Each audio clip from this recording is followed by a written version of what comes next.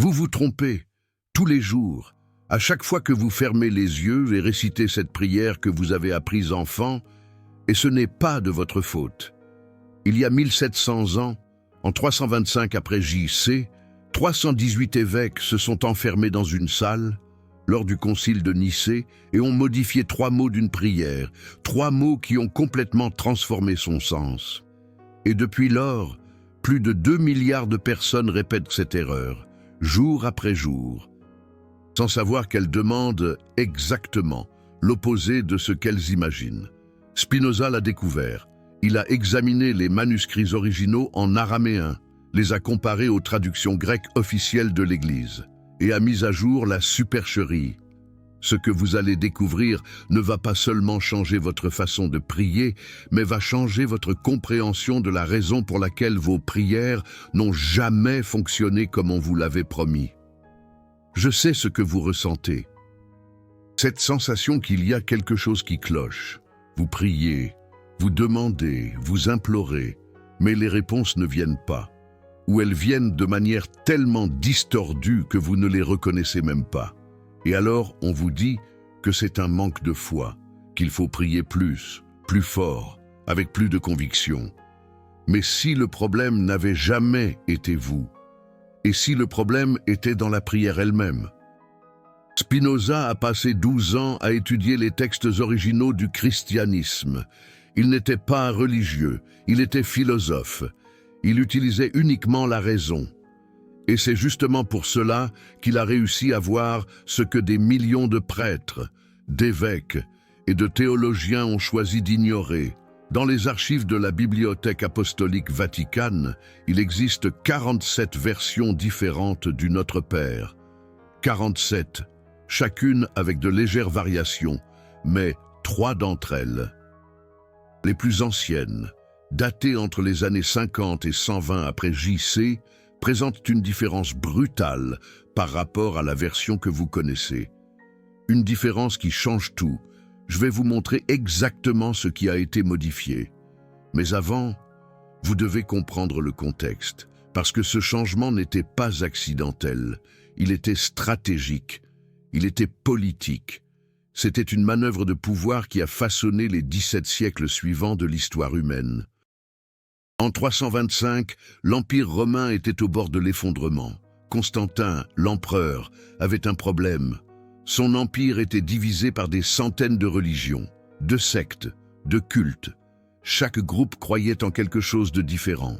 Chaque groupe avait ses propres prières, ses propres rituels. Cela créait le chaos. Impossible de contrôler un empire ainsi. Constantin n'était pas chrétien, du moins pas au sens spirituel. Il était politique. Et il a vu dans le christianisme un outil, une façon d'unifier, mais le christianisme lui-même était divisé. Il y avait les ariens qui disaient que Jésus était humain. Il y avait les gnostiques qui disaient que Jésus était pur esprit.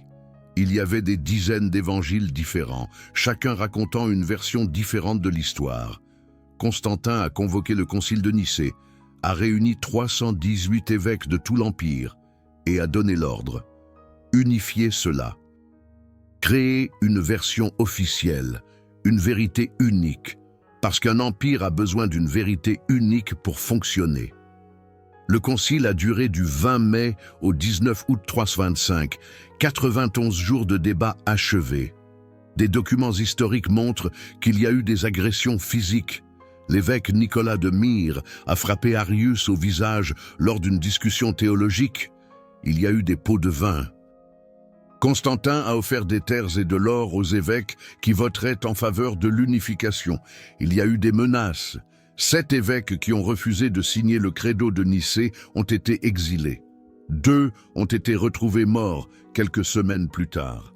Causes officielles, fièvre et accident, mais des lettres privées découvertes en 1867 dans la bibliothèque d'Alexandrie suggèrent un empoisonnement. Ce n'était pas une rencontre spirituelle, c'était une négociation politique brutale. Pendant 3 mois, ces hommes ont débattu, négocié, voté. Ils ont décidé quels évangiles seraient considérés comme sacrés et lesquels seraient brûlés. Ils ont décidé si Jésus était Dieu ou homme. Ils ont décidé de la date de Pâques, ils ont décidé de la structure de la messe, et ils ont décidé aussi comment les prières devaient être faites. Spinoza a trouvé les procès-verbaux de ces réunions, des documents que l'Église a gardés enfermés pendant des siècles. Et dans l'un de ces procès-verbaux, daté du 19 juin 325, il y a une annotation courte, presque casuelle. 3 mots du Notre Père ont été modifiés pour une adéquation théologique et un contrôle pastoral. Adéquation théologique signifie changer pour s'adapter à la version officielle de Dieu qu'il venait d'inventer. Contrôle pastoral signifie changer pour que le peuple obéisse. Le procès-verbal a été écrit par Eusèbe de Césarée, l'historien officiel du Concile. Il a tout enregistré, chaque vote, chaque débat, chaque décision, et dans ces annotations, il y a un détail que l'Église n'a jamais voulu que vous sachiez. Le Notre Père a été débattu pendant 3 jours entiers, du 17 au 19 juin. Et la discussion n'était pas théologique, elle était politique. L'évêque Ossius de Cordoue, conseiller personnel de Constantin, a argumenté que la prière originale donnait trop de pouvoir au peuple, qu'elle encourageait l'indépendance, qu'elle pourrait créer des soulèvements.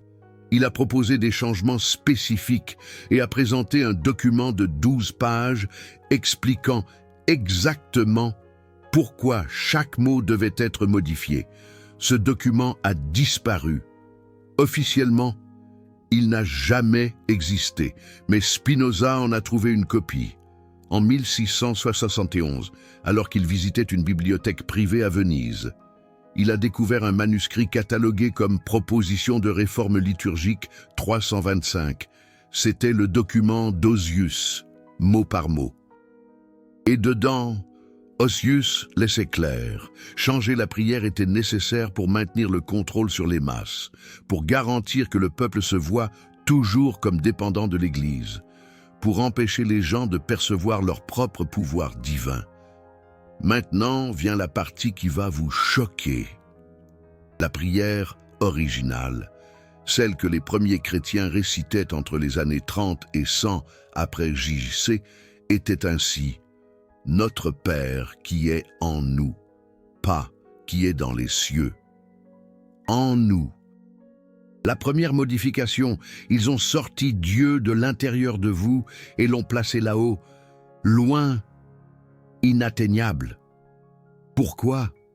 Parce que si Dieu est à l'intérieur de vous, vous n'avez pas besoin d'intermédiaire, vous n'avez pas besoin de prêtre, vous n'avez pas besoin d'église, vous avez un accès direct. Mais si Dieu est dans les cieux, lointain, transcendant, alors oui, vous avez besoin de quelqu'un pour faire le pont.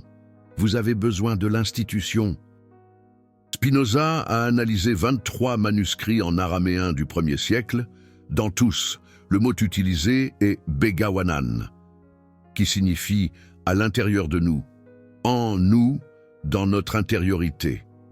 Mais quand ils ont traduit en grec, au IVe siècle, ils ont utilisé « en toi Zouranois », qui signifie « dans les cieux ». Ce n'était pas une erreur de traduction, c'était un choix délibéré. Document après document le prouve. Et il y a plus. Dans les manuscrits d'Oxyrhynchus, trouvés en Égypte en 1897. Il y a des fragments de l'évangile de Thomas datés de l'an 140 après J.C. Dedans, Jésus dit explicitement « Le royaume de Dieu est à l'intérieur de vous, pas au ciel, à l'intérieur. » L'Église le savait. Elle avait accès à ces textes depuis le IIIe siècle, mais elle a choisi d'ignorer. Elle a choisi de promouvoir la version qui plaçait Dieu loin, parce que Dieu distant signifie pouvoir centralisé, signifie contrôle. La deuxième modification est encore plus brutale. Vous priez, le pain notre de chaque jour, donne-nous aujourd'hui, mais la phrase originale était « Le pain de demain, notre Père, donnez-nous-le aujourd'hui ». Demain, pas chaque jour. La différence semble minime, mais elle est énorme. Pain de demain était une expression utilisée par les premiers chrétiens pour parler de connaissances spirituelles, d'illumination. du prochain niveau de conscience. Vous demandez « Donnez-moi aujourd'hui la sagesse qui appartient au futur. Donnez-moi aujourd'hui la compréhension que je n'ai pas encore atteinte. » C'est une requête d'évolution, de transformation. Mais l'Église a changé cela en chaque jour. Et ce faisant, a transformé une prière d'expansion en une prière de dépendance. Parce que maintenant, vous demandez un simple séjour. Vous demandez à survivre. Et celui qui demande juste à survivre ne remet jamais rien en question, ne se rebelle jamais. Il obéit et remercie. Spinoza a découvert cette altération en étudiant le mot grec « épiousion » qui apparaît dans les évangiles de Matthieu et de Luc. C'est un mot qui n'existe dans aucun autre texte grec ancien.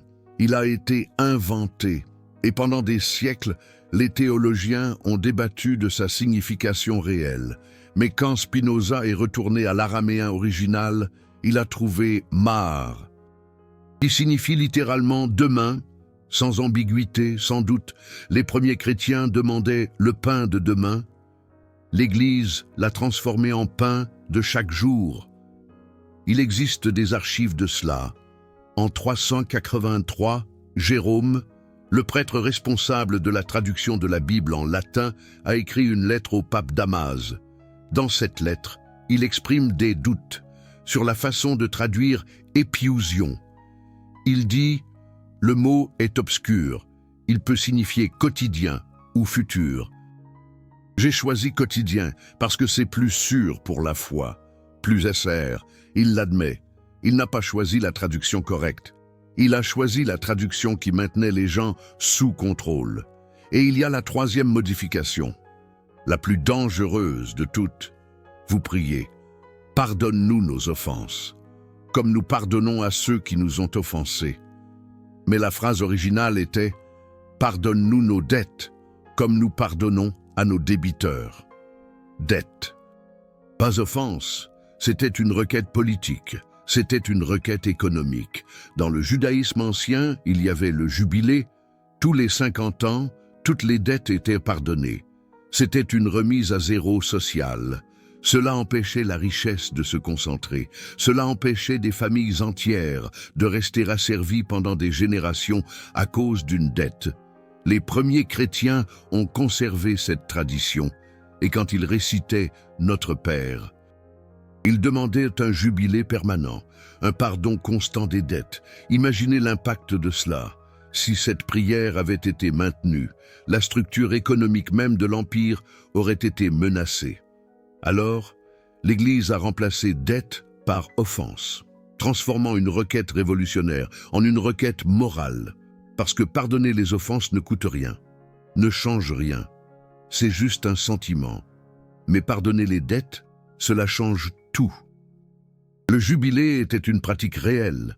Il est décrit dans Lévitique 25, tous les 50 ans, au Yom Kippour. Une corne de bélier était sonnée, et toutes les dettes étaient annulées. Tous les esclaves étaient libérés. Toutes les terres étaient rendues à leurs propriétaires originaux. C'était un système conçu pour éviter une inégalité extrême, pour garantir que personne n'accumule trop de pouvoir. Et cela fonctionnait, jusqu'à ce que Rome conquiert la région et abolisse la pratique. Parce que Rome dépendait des dettes, son empire entier était construit sur des emprunts, des intérêts, de l'esclavage pour dette. Permettre un jubilé aurait été la fin du système. Spinoza a trouvé la preuve de cela. Dans les manuscrits de Qumran, les manuscrits de la mer morte. Là, dans des textes datés de 50 à 70 après Jésus-Christ. Le mot utilisé est « ov », qui signifie « dette monétaire ». Il n'y a aucun doute. Il n'y a aucune interprétation.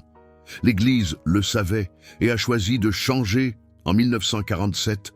Lorsque les manuscrits de la mer morte ont été découverts, l'Église a essayé d'acheter tous les manuscrits. Elle a offert des millions. Elle voulait contrôler ce qui serait révélé, mais certains manuscrits ont échappé. Ils ont été vendus à des universités, traduits par des universitaires indépendants, et ils ont confirmé tout ce que Spinoza avait dit 300 ans auparavant. Maintenant, Assemblez les trois.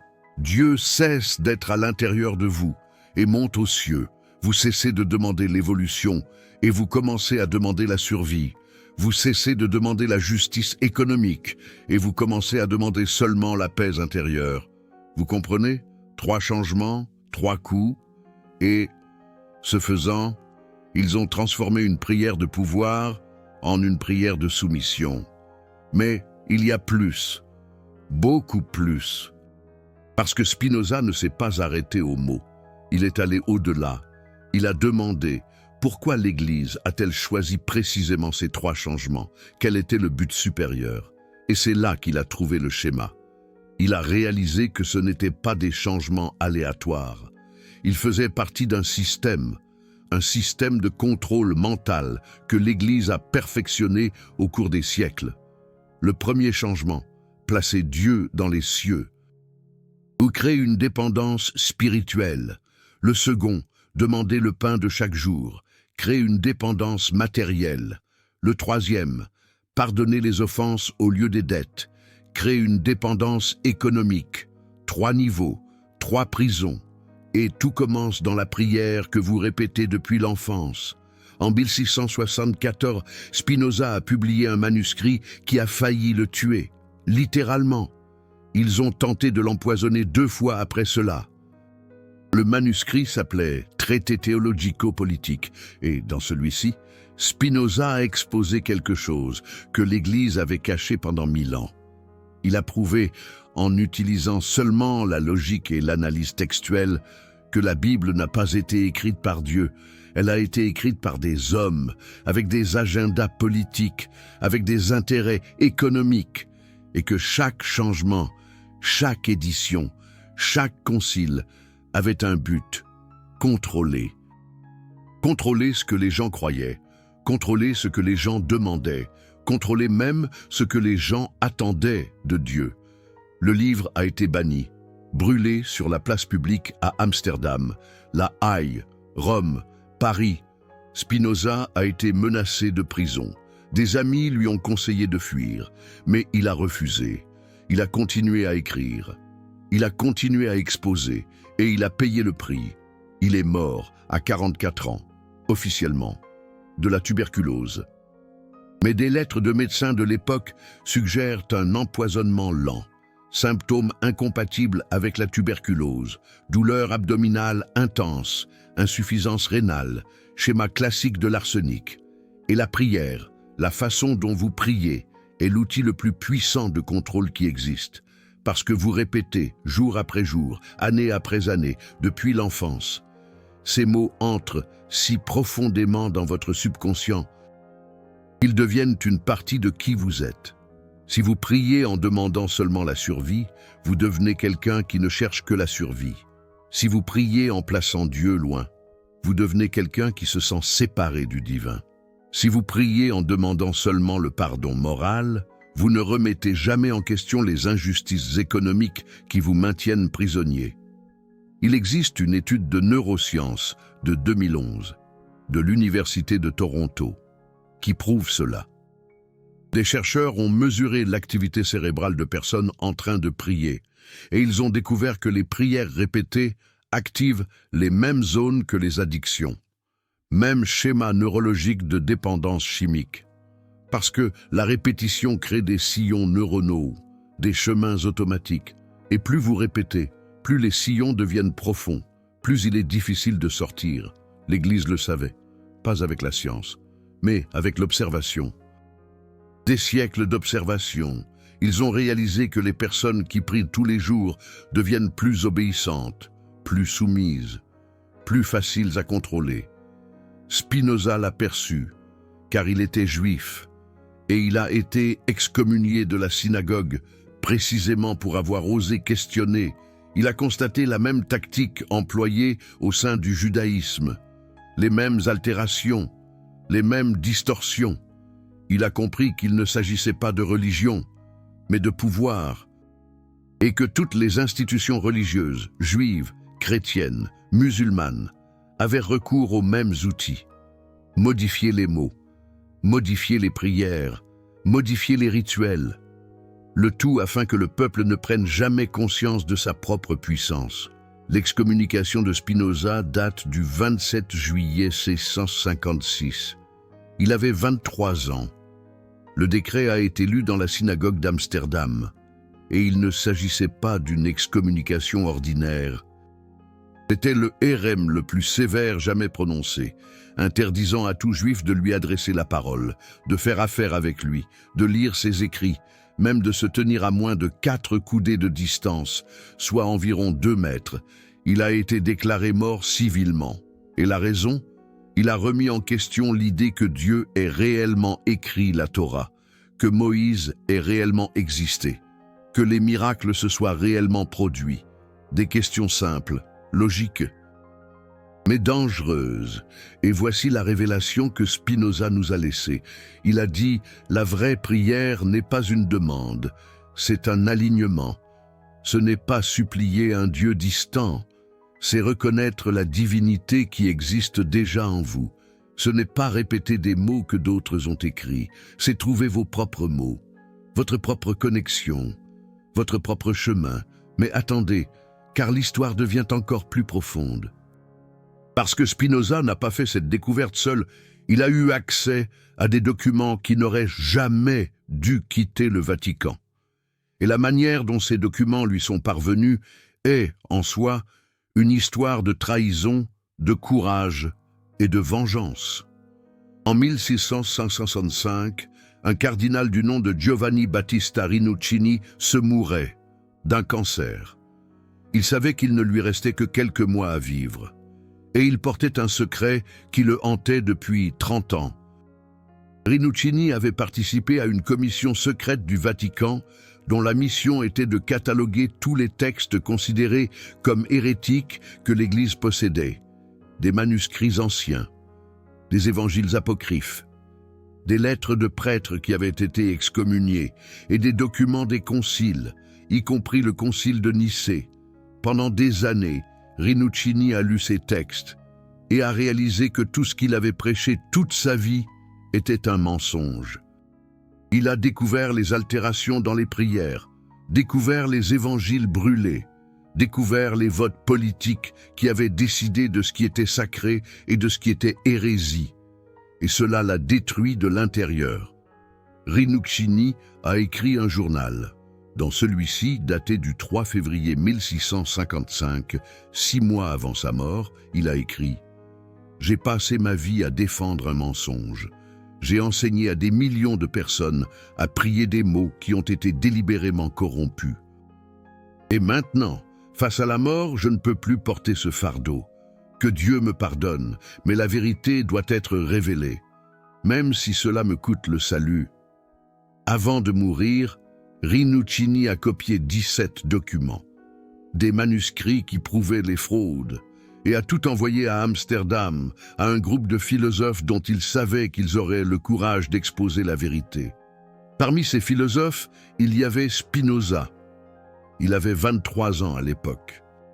Et lorsqu'il a ouvert ce paquet, sa vie a changé à jamais. Le paquet est arrivé le 3 octobre 1655. Spinoza travaillait dans l'atelier de lentilles de son père lorsqu'un messager a frappé à la porte. Le messager n'a rien dit. Il a simplement remis une boîte scellée avec de la cire rouge et un symbole, une croix inversée. Spinoza a reconnu le symbole. Il était utilisé par des prêtres qui remettaient en question le Vatican. Il a attendu la tombée de la nuit pour l'ouvrir. Et quand il a vu le contenu, il a réalisé qu'il tenait des preuves qui pourraient détruire l'Église. Parmi les 17 documents, il y en avait 3 qui ont tout changé. Le premier était le procès-verbal du concile de Nicée du 19 juin 325, montrant la décision de modifier le Notre Père. Le second était une lettre de Jérôme admettant qu'il avait choisi de traduire « épiousion » par « quotidien » au lieu de « futur » pour maintenir le contrôle. Le troisième était un manuscrit araméen de l'an 80 après Jésus-Christ, avec la version originale de la prière, écrite par quelqu'un qui a connu les apôtres. Spinoza a tout gardé, caché dans un compartiment secret dans le mur de sa chambre. Et pendant des semaines, il n'a pas réussi à dormir, parce qu'il savait que si quelqu'un découvrait qu'il avait ses preuves, il serait tué. Mais Spinoza était rationnel. Il a compris qu'il ne suffisait pas d'avoir les documents. Il lui fallait plus, il lui fallait du contexte, il lui fallait une confirmation indépendante. Alors il a commencé à voyager. Il a visité des bibliothèques à Leiden, Paris, Venise, Alexandrie, toujours déguisé, toujours prudent. Et dans chaque endroit, il trouvait plus de pièces du puzzle, plus de preuves que la prière avait été modifiée, plus de preuves que l'Église avait délibérément corrompu des textes sacrés pour conserver le pouvoir. Spinoza a passé les 20 années suivantes à étudier ces documents, à les comparer avec d'autres sources, à interroger des érudits, à visiter des bibliothèques secrètes et à construire, brique par brique, la preuve irréfutable que le christianisme tel que vous le connaissez a été fabriqué, non par Jésus, mais par des empereurs, des évêques et des politiciens qui ont utilisé la figure de Jésus pour construire le plus grand empire de contrôle mental de l'histoire humaine.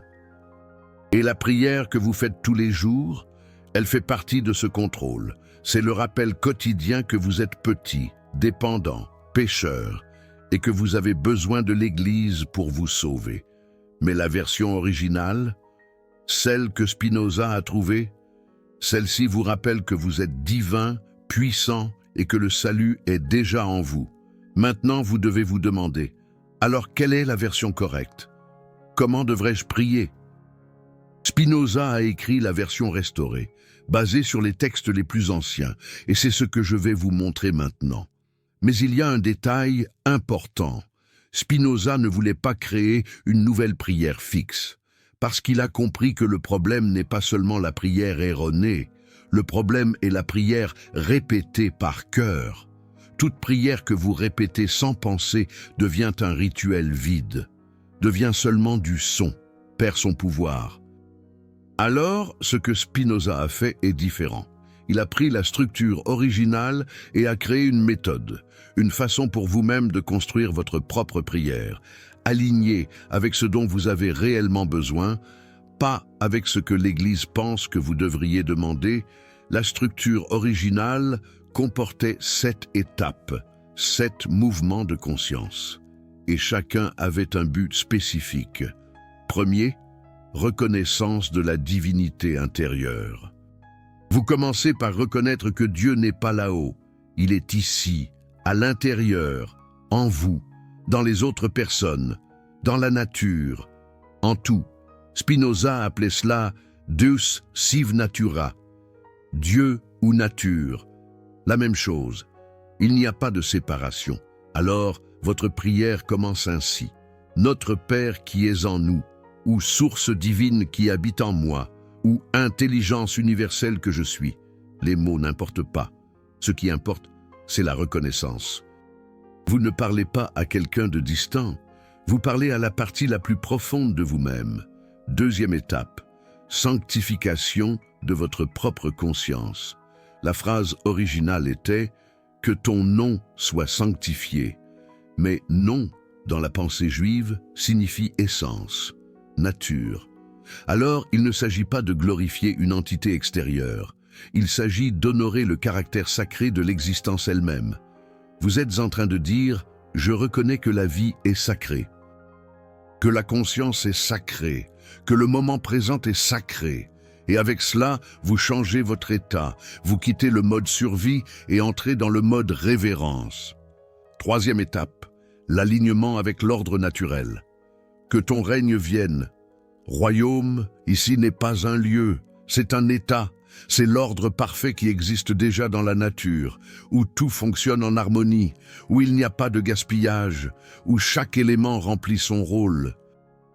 Vous demandez à aligner votre vie avec cet ordre, à sortir du chaos et à entrer dans le flux.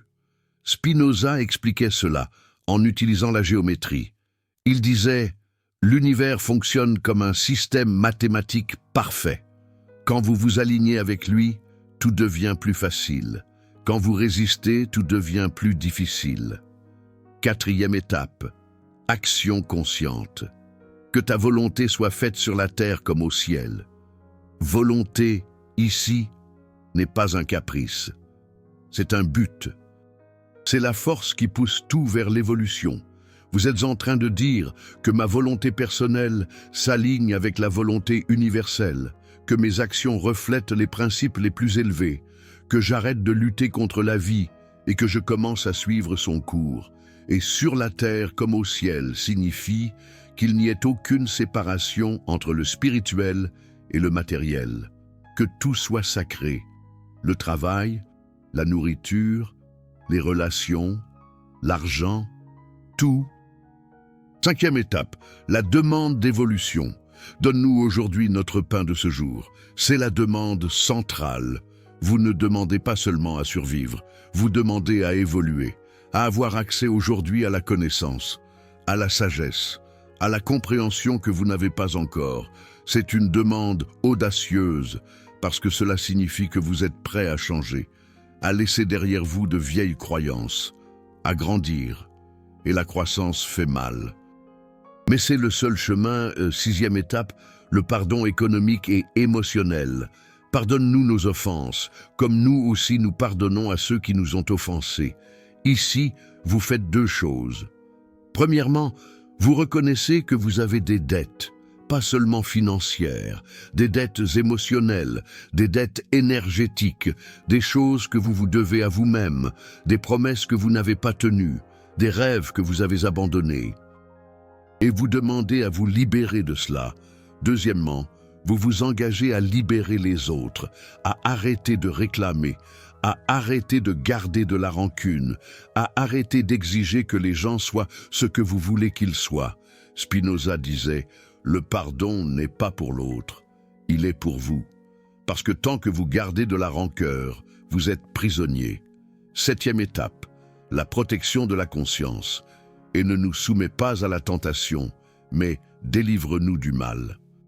Tentation, dans le texte original en araméen, signifie distraction, éloignement du chemin, et le mal signifie séparation, illusion que vous êtes seul.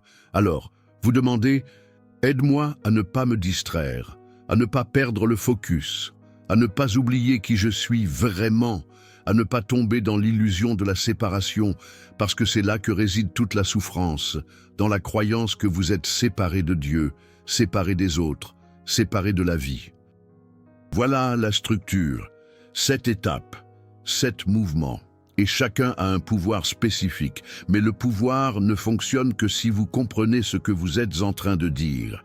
Si vous vous contentez de décorer et de répéter, cela devient le même problème qu'avant. Cela devient un rituel vide. Spinoza insistait, la prière véritable est une méditation active. C'est vous qui vous parlez à vous-même, qui alignez votre esprit avec des vérités profondes, qui reprogrammez votre subconscient avec des principes élevés.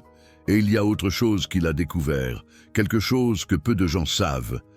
Dans les manuscrits de Nag Hammadi, trouvés en Égypte en 1945, il y a un texte appelé « l'Évangile de la vérité ». Et dans ce texte, il y a une phrase qui a tout changé pour Spinoza. La phrase dit « Ne prie pas en demandant ce que tu veux, prie en reconnaissant ce que tu es déjà ». Tu vois la différence? Quand tu demandes, tu supposes que tu n'as pas, que tu es incomplet, que tu as besoin de quelque chose d'extérieur pour te compléter. Mais quand tu reconnais, tu supposes que tu es déjà complet, que tu as seulement besoin de te souvenir. Et ce changement de perspective change tout. Spinoza a testé cela. Il a arrêté de demander et il a commencé à reconnaître. Au lieu de demander la sagesse, il disait « Je reconnais la sagesse qui existe déjà en moi ». Au lieu de demander la paix, il disait « Je reconnais la paix qui est ma nature originelle ». Et il s'est rendu compte que cela fonctionnait. Pas parce que Dieu l'écoutait, mais parce qu'il était en train de reprogrammer son propre esprit. Il était en train de dire à son subconscient « Ceci est déjà à moi ». Et le subconscient commençait à agir en conséquence. C'est la neuroscience moderne, d'ailleurs. Des études sur les affirmations et la visualisation montrent exactement cela. Quand vous affirmez que vous avez déjà quelque chose, votre cerveau commence à chercher des preuves de cela. Il commence à remarquer des opportunités. Il commence à agir de manière alignée. Spinoza savait cela 400 ans avant que la science ne le prouve. Mais il y a un prix à payer, parce que quand vous arrêtez de demander et que vous commencez à reconnaître, vous perdez votre béquille. Vous ne pouvez plus rejeter la responsabilité sur Dieu. Vous ne pouvez plus dire « j'ai prié, mais Dieu ne m'a pas écouté ». Vous devez assumer, vous devez agir.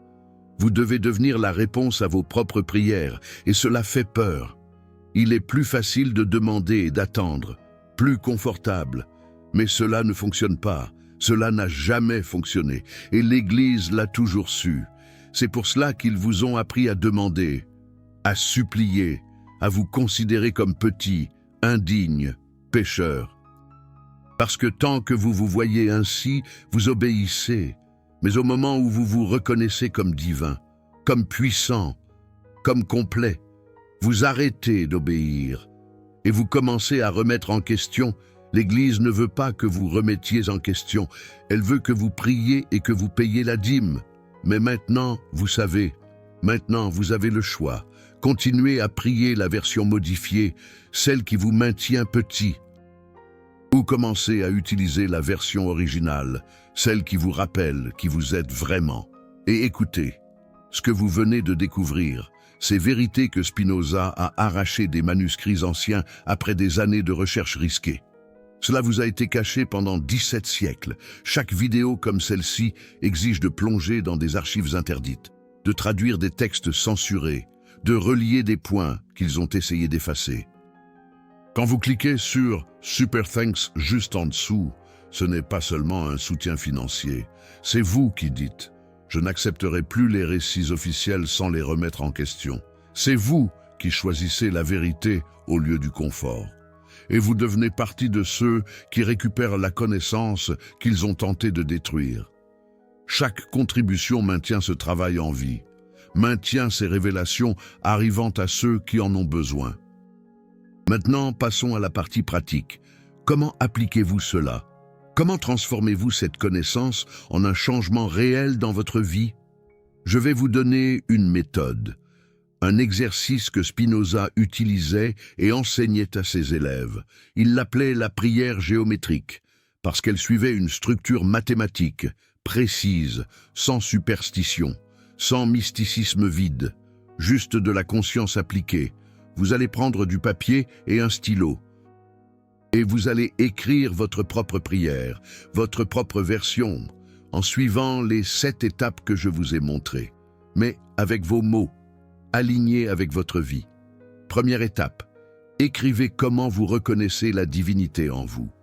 Peut-être, reconnaissez l'intelligence universelle qui réside en vous, ou reconnaissez que vous faites partie de la même essence qui a créé l'univers, ou simplement, reconnaissez votre propre nature divine. Choisissez les mots qui ont du sens pour vous, qui vous touchent profondément. N'apprenez pas par cœur de belles phrases d'autrui, créez les vôtres. Deuxième étape, écrivez comment vous sanctifiez votre conscience, comment vous reconnaissez le sacré dans le présent. Cela pourrait être « j'honore cet instant comme sacré » ou « je reconnais la perfection qui existe en ce moment précis » ou « j'accepte que la vie soit sacrée sous toutes ses formes ». Encore une fois, vos mots, votre vérité. Troisième étape, écrivez comment vous vous alignez sur l'ordre naturel. Peut-être, j'aligne ma vie sur le flux de l'univers, ou permettez-moi de suivre le courant de la nature, et non de lutter contre elle, ou que mes actions reflètent l'harmonie qui existe dans le cosmos. Quatrième étape, écrivez votre engagement à une action consciente. Cela pourrait être que ma volonté personnelle serve le bien supérieur, ou que mes choix reflètent mes valeurs les plus hautes, ou que j'agisse avec sagesse dans tous les domaines de ma vie. Cinquième étape, faites votre demande d'évolution, mais ne demandez pas des choses, demandez de la croissance, Cela pourrait être « Donnez-moi aujourd'hui la sagesse que je ne possède pas encore » ou « Permettez-moi de comprendre ce que je ne parviens pas encore à voir » ou « Ouvrez mon esprit aux vérités que j'ignore encore ». 6e étape.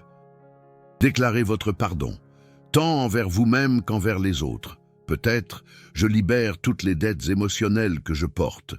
Ou, je me pardonne mes erreurs et je libère les autres de mes attentes. Ou, je choisis de me libérer du passé et de libérer ceux qui m'ont blessé. 7e étape.